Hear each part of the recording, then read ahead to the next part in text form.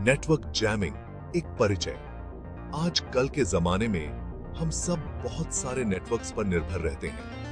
हम अपने smartphone, wifi और दूसरी वायरलेस चीजें इस्तेमाल करते हैं जुड़े रहने के लिए। लेकिन सोचो, अगर ये नेटवर्क ही बंद हो जाएं, टूट जाएं।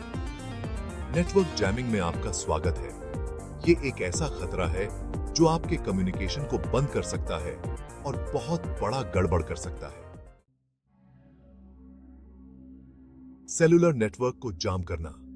सेलुलर नेटवर्क हमारे फोन एंड डेटा के लिए बहुत जरूरी हैं, लेकिन ये हैकर्स के लिए भी आसान शिकार होते हैं, जो सेल टावरों और फोन के बीच के सिग्नल को रोकने के लिए जैमर का इस्तेमाल करते हैं। ये जैमर अलग अलग साइज और ताकत में आते हैं और एक जगह पर सारे फोन बंद कर सकते हैं। सेलुलर नेटवर्क जैमिंग की वजह से आपातकालीन सेवाओं को फोन नहीं लगेगा और बिजनेस भी रुक सकते हैं। और तो और, हैकर पैसे ऐंठने के लिए या दूसरी गलत चीजों के लिए जैमिंग का इस्तेमाल कर सकते हैं। वायरलेस नेटवर्क्स को निशाना बनाना। वाईफाई नेटवर्क, क्योंकि वो हर जगह होते हैं, हैकर्स को बहुत पसंद है। वाईफाई जैमर वाईफाई राउटर की फ्रीक्वेंसी पर बहुत तेज सिग्नल भेजते हैं, जिससे आपके फोन और लैपटॉप नेटवर्क से नहीं जुड़ पाते। ये हमला डेटा चोरी, जासूसी या बड़े सिस्टम को नुकसान पहुंचाने के लिए किया जा सकता है। वाईफाई जैमिंग से लोगों और कंपनियों दोनों को नुकसान हो सकता है, पैसे जा सकते हैं और काम बंद हो सकता है। रेडियो सिग्नल बाधा। रेडियो सिग्नल, जो बहुत पुराने जमाने से कम्युनिकेशन के लिए इस्तेमाल हो रहा है, वो भी नेटवर्क जैमिंग से सुरक्षित नहीं है। रेडियो सिग्नल, जो बहुत पुराने जमाने से कम्युनिकेशन के लिए इस्तेमाल हो रहा है, वो भी नेटवर्क जैमिंग से सुरक्षित नहीं है। रेडियो का आविष्कार 19वीं सदी के अंत में हुआ था और तब से यह हमारे जीवन का एक महत्वपूर्ण हिस्सा बन गया है। चाहे वह मनोरंजन हो, समाचार हो या आपातकालीन सेवाएं, रेडियो ने हमेशा एक महत्वपूर्ण भूमिका निभाई है। रेडियो जैमर रेडियो रिसीवर को ब्लॉक करने के लिए एक खास फ्रीक्वेंसी पर बहुत तेज सिग्नल भेजते हैं। ये जैमर उपकरण विभिन्न प्रकार के हो सकते हैं, जैसे कि पोर्टेबल जैमर, जो छोटे और आसानी से छुपाए जा सकते हैं, या फिर बर्डैखेटी,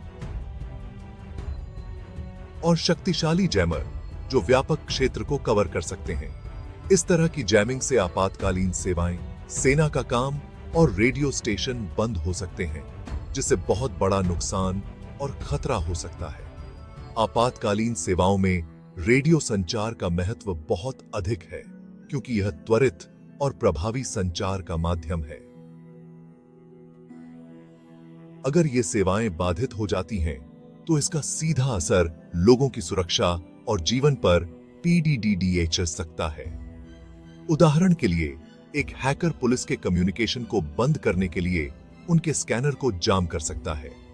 यह न केवल पुलिस के काम में बाधा डालता है, बल्कि अपराधियों को भी फायदा पहुंचा सकता है, क्योंकि वे बिना किसी डर के अपने काम को अंजाम दे सकते हैं। इसके अलावा, रेडियो जैमिंग का इस्तेमाल जहाजों को गलत रास्ता दिखाने के लिए या उनके नेविगेशन सिस्टम को खराब करने के लिए किया जा सकता है, जिससे दुर्घटना हो सकती है। समुद्री संचार में रेडियो का उपयोग बहुत महत्वपूर्ण है, क्योंकि यह जहाजों को सही दिशा में मार्गदर्शन करने में मदद करता है, जिससे दुर्घटना हो सकती है। समुद्री दुर्घटनाएं न केवल आर्थिक नुकसान का कारण बनती हैं, बल्कि पर्यावरण को भी गंभीर नुकसान पहुंचा सकती हैं। इसलिए रेडियो सिग्नल बाधा को रोकने के लिए उचित कदम उठाना बहुत जरूरी है।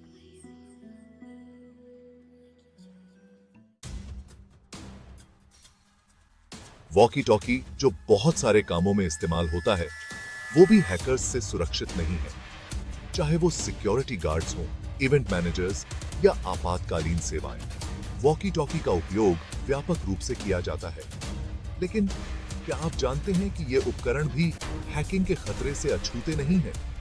हैकर्स वॉकी टॉकी संचार को बाधित कर सकते हैं, जिससे महत्वपूर्ण संचार में रुकावट आ सकती है। वॉकी टॉकी जैमर दूसरे जैमर की तरह ही काम करते हैं और कम्युनिकेशन को बंद कर देते हैं। ये उपकरण रेडियो फ्रीक्वेंसी सिग्नल को बाधित करते हैं, जिससे वॉकी टॉकी का उपयोग असंभव हो जाता है।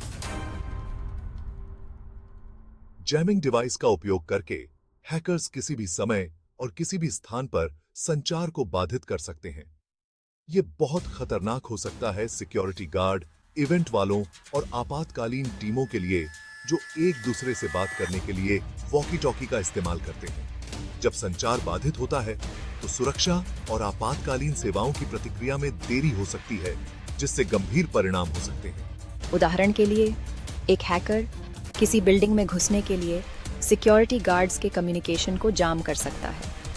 जब गार्ड्स एक दूसरे से संपर्क नहीं कर पाते, तो हैकर आसानी से अपनी योजना को अंजाम दे सकता है, या किसी बड़े क्राइम के दौरान पुलिस को देर से बुला सकता है।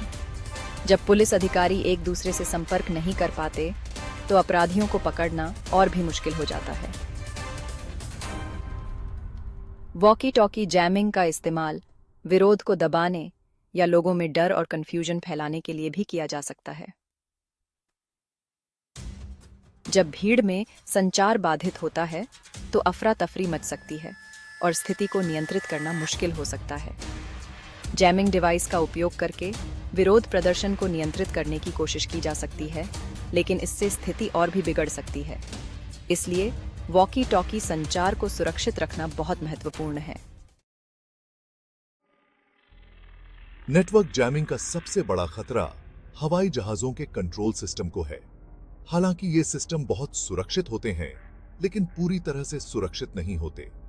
एक अच्छा हैकर उन फ्रीक्वेंसी को जाम कर सकता है जिनका इस्तेमाल हवाई जहाजों को कंट्रोल करने वाले लोग करते हैं, जिससे बहुत बड़ा नुकसान हो सकता है। हवाई जहाजों के कंट्रोल को जाम करने से हादसे हो सकते हैं, जहाज गलत जगह जा सकते हैं और एयरपोर्ट बंद करने पड़ सकते हैं, जिससे बहुत बड़ा कंफ्यूजन होगा और लोगों को खतरा होगा। जरूरी जगहों पर असर ट्रेनें और हवाई अड्डे, ये स्थान हमारे दैनिक जीवन का महत्वपूर्ण हिस्सा हैं, जहां हर दिन लाखों लोग यात्रा करते हैं। नेटवर्क जैमिंग से ट्रेनों और हवाई अड्डों जैसी जरूरी जगहों पर बहुत बुरा असर पड़ सकता है, क्योंकि ये कम्युनिकेशन पर निर्भर रहते हैं। इन स्थानों पर हर समय सटीक और सुरक्षित संचार की आवश्यकता होती है। ट्रेन सिग्नलिंग सिस्टम को जाम करने से ट्रेन लेट हो सकती है, जिससे यात्रियों को बहुत असुविधा होती है। इसके अलावा सिग्नलिंग सिस्टम में गड़बड़ी से हादसे हो सकते हैं, या ट्रेन पटरी से उतर सकती है, जिससे जान माल का नुकसान हो सकता है। ऐसे हादसों में न केवल यात्रियों की जान को खतरा होता है, बल्कि रेलवे इंफ्रास्ट्रक्चर को भी भारी नुकसान पहुंचता है। इसी तरह हवाई अड्डों पर जैमिंग से फ्लाइट लेट हो सकती है, जिससे यात्रियों को अपनी यात्रा योजनाओं में बदलाव करना पड़ता है। लैंडिंग रद्द हो सकती है, जिससे यात्रियों को बहुत परेशानी होती है और एयरलाइनों को भी आर्थिक नुकसान होता है।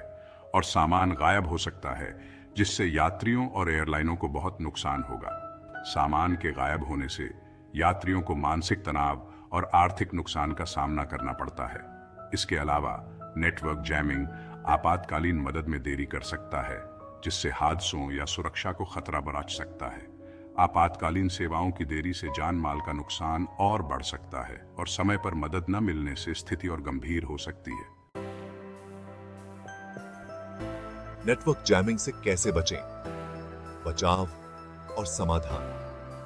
नेटवर्क जैमिंग से बचने के लिए सावधान रहना बहुत जरूरी है।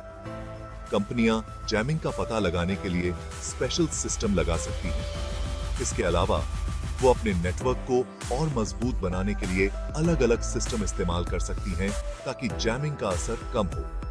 इसके अलावा कंपनियों को अपने कर्मचारियों को नेटवर्क जैमिंग के बारे में जानकारी देनी चाहिए, और शक होने पर रिपोर्ट कैसे करनी है, ये भी बताना चाहिए। नेटवर्क जैमिंग को रोकने में सरकारों की बहुत बड़ी भूमिका होती है। वो जैमर के इस्तेमाल पर रोक लगा सकती हैं और गलत इस्तेमाल करने वालों को सजा दे सकती हैं। इसके अलावा सरकारें जरूरी जगहों को जैमिंग से बचाने के लिए कंपनियों के साथ मिलकर काम कर सकती हैं और जानकारी शेयर कर सकती हैं। इसके अलावा सरकारें लोगों को नेटवर्क जैमिंग के खतरों के बारे में जागरूक कर सकती हैं और शक होने पर रिपोर्ट करने के लिए प्रोत्साहित कर सकती हैं। नेटवर्क सुरक्षा और डिजिटल खतरों के बारे में ज्यादा जानकारी के लिए हमारे YouTube channel the Indian network को जरूर सब्सक्राइब करें। हम साइबर सुरक्षा के बारे में बहुत कुछ बताते हैं, जैसे कि नेटवर्क जैमिंग, हैकिंग और खुद को ऑनलाइन कैसे सुरक्षित रखें। नए अपडेट और जानकारी के लिए लाइक, शेयर और सब्सक्राइब करना ना भूलें। धन्यवाद।